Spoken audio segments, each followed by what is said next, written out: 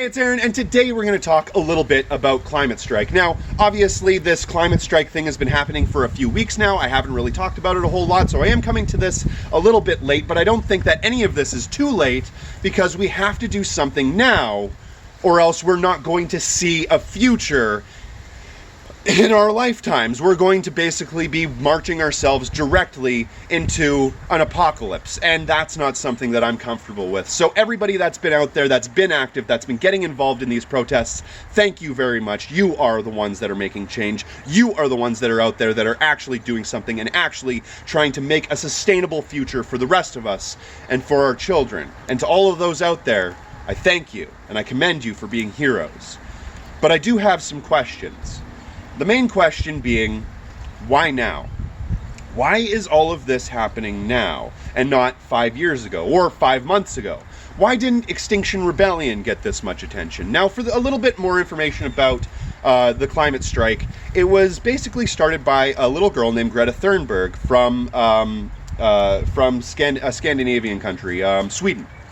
And she basically took action in her country to make a difference. She went outside of, I believe it was the Parliament building. She sat down with a sign that said that she was striking for the climate and that people need to follow suit and they need to actually get invested, they need to actually get involved, and they need to help out. And that's important. I think that that is incredibly important, and we need to work together and we need to make sure that things actually do change. But my real question is, why did this get attention? Why is it that this one girl, this one person out of many, millions of people that have striked in the past, that have done initiatives in the past, why did this one gain attention? Why did this one gain momentum? Is it because we're just running out of time? Is it because we don't have enough time left for us to be wasting any of it? We can't be dillying or dallying. We have to be doing something now? Well, yeah, absolutely. That is definitely one of the reasons. But I also understand that the media only projects things that they want you to see. And unless they wanted us to know about this, unless they wanted us all to make some sort of action, then we wouldn't have heard about this. 100 different strikes, 100 different times, featuring millions of different people have happened in the past, and they didn't get this much press. They didn't get this much attention. So why did this one? Like I said, is it just because we're running out of time? Is it just because it's so important now that we need to be talking about this? Or is it something else? You see, the media isn't just a bunch of independent journalists that are working together to try to make change, to try to inform the public about things that are going on. They're not. They never have been, or at least they haven't been for decades. They're an arm of the elites. They're the propaganda arm of the establishment.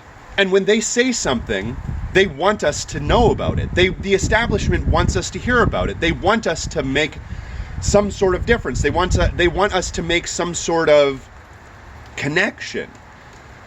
But why about this? Is it because a lot of the elites are afraid that if we don't make a difference that, the world is going to fall apart? Or is it something else? That part I can't really understand. I understand that obviously oil companies and so forth are going to be getting upset with this. They're going to be railing against this. They're going to be trying to make some sort of action that stops all of this. And you've already seen the propaganda, at least I have. I live in a conservative area, and all of the news that I've seen, at least independent news, has been against this climate strike initiative, has been railing against all of these actions that are taking place.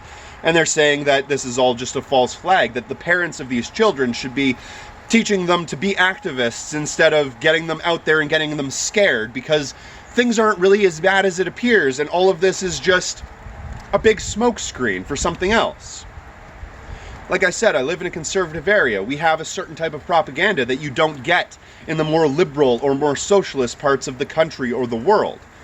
But it does make me question a few things. It makes me listen to a different perspective, and it makes me at least have a different understanding than most people might. And those are some interesting questions. Why are the elites letting us know about this now? Why do they make a difference now and not 5 years ago? Why are we talking about this today and not yesterday? Why are these groups getting the attention and not others? Now I understand that Greta is making an incredible difference, and I commend everything that she's doing. And like I said, I stand with every one of you activists out there. You are the fucking heroes. You are the ones that are making a difference, and you need to be out there making that difference. But why is the media paying attention to it? Like I said before, is it because it's so large that we can't ignore it? Or is there something else involved?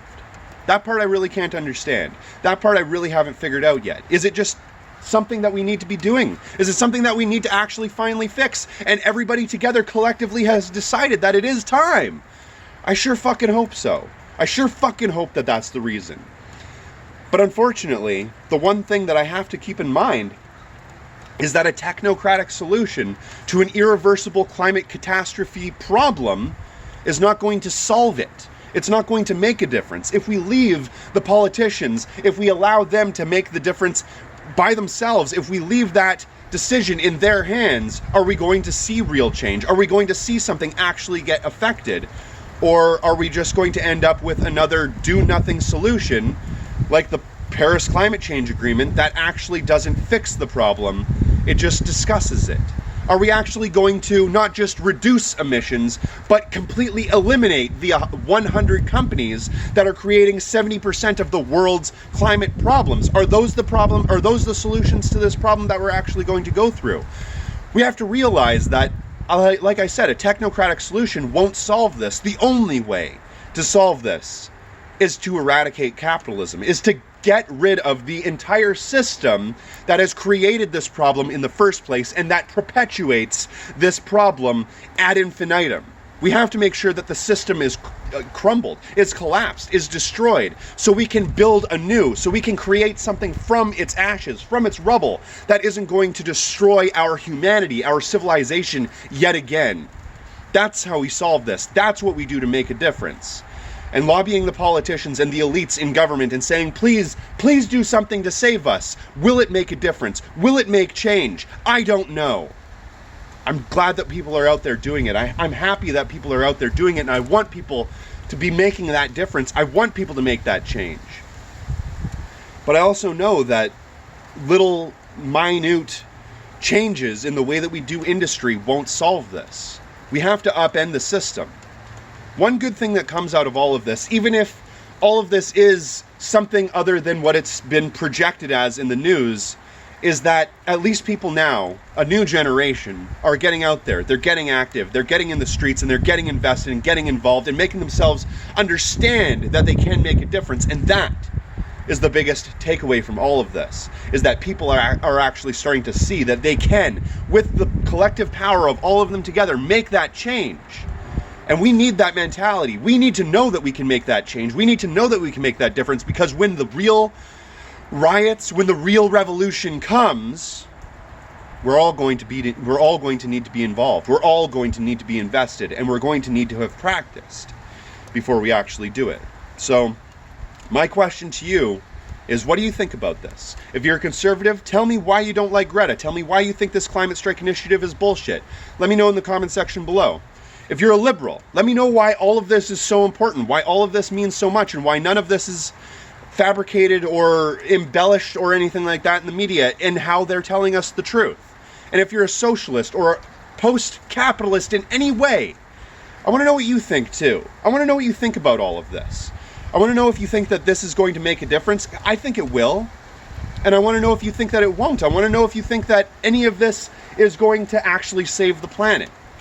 And if not, then I want to know what you would do. I want to know what your action would be.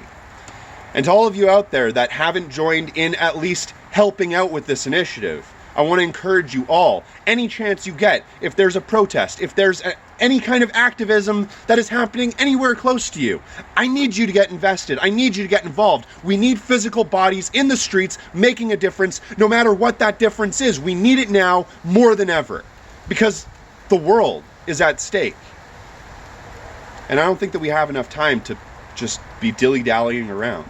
Anyway, that's my show. My name is Aaron. If you do get a chance, please check out my Patreon. Every dollar does help fund this show. And thanks for watching.